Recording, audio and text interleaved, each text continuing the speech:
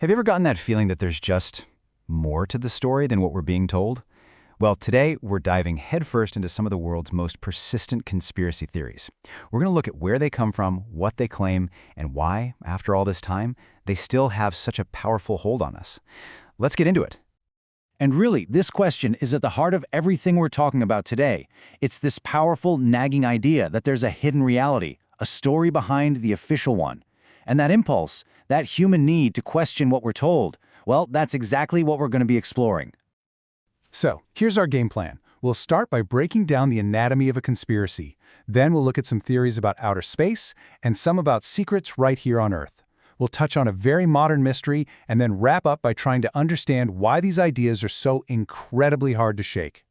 For each of these theories, we're going to treat it like we're opening up a case file. We'll look at the central claim, check out where it all started, and then see how it stacks up against the evidence. It's all about understanding the structure of these stories. Okay, our first set of case files takes us out of this world, literally. These are theories that make us question our place in the cosmos. All right, let's start with an absolute classic. The claim that the iconic 1969 moon landing never actually happened.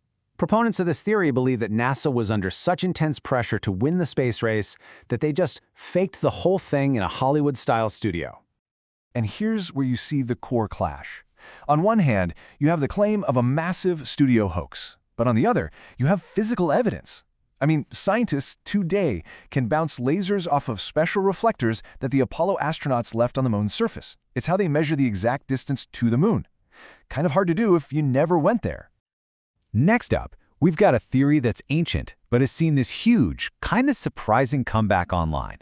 The core idea is that our planet isn't a globe at all, but a flat disk, with Antarctica basically acting as a giant ice wall around the edges to keep us all from falling off.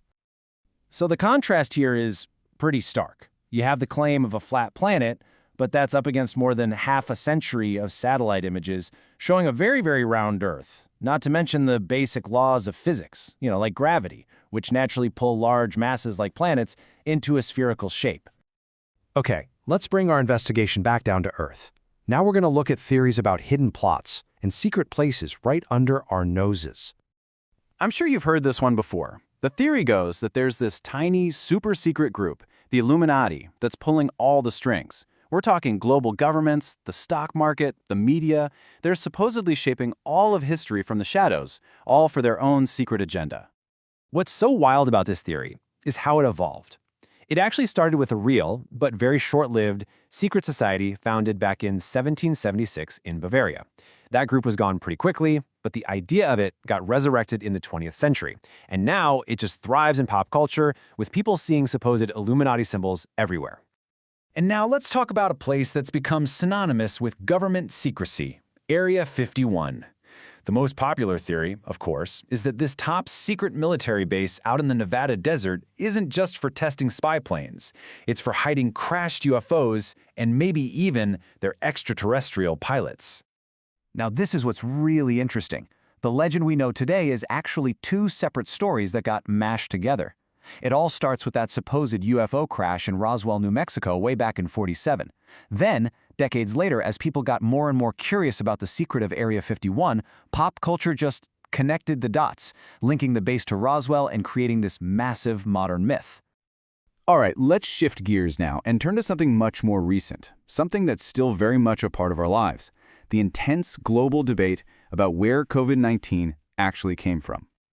Yeah, this has been one of the most urgent and debated questions of the modern era, and the whole conversation really revolves around two main possibilities. So, this table breaks down those two primary theories.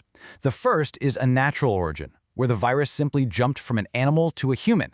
A lot of the current scientific evidence points in this direction. The second theory is that the virus was either created in or accidentally escaped from a laboratory, and while this remains a topic of serious debate and investigation, it's an ongoing conversation. So, after digging through all these case files from the moon to our own backyards, we're left with the biggest question of all. What is it about these stories that makes them so powerful? Why do they stick around? Well, the answer seems to lie deep within our own psychology. And it really comes down to some very basic, very human needs. Look, these theories often give us simple, easy-to-understand answers for really complex and sometimes scary events. Our brains are literally wired to look for patterns, and these stories provide them. They also build a strong sense of community for people who feel like they're in on a secret. And of course, they tap into that deep-seated feeling of distrust for official authority. And that kind of leaves us here with this one last really critical question. We live in an age where we have more information at our fingertips than any other time in history, but that also means there's more noise than ever before. Understanding why these narratives are so compelling isn't just an interesting thought exercise, it's a crucial skill for just getting by in the world today. So I'll leave you with this. How do you sort fact from fiction?